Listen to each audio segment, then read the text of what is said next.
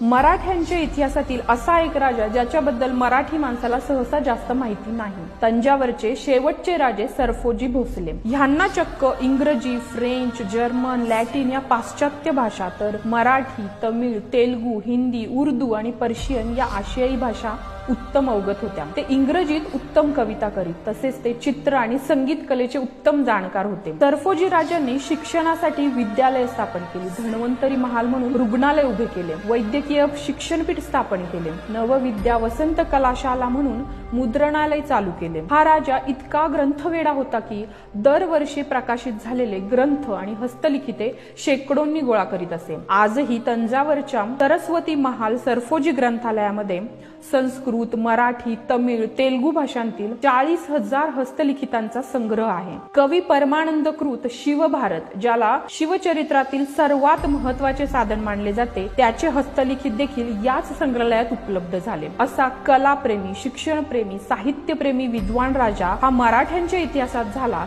याचा प्रत्येक मराठी माणसाला नक्कीच अभिमान असायला हवा.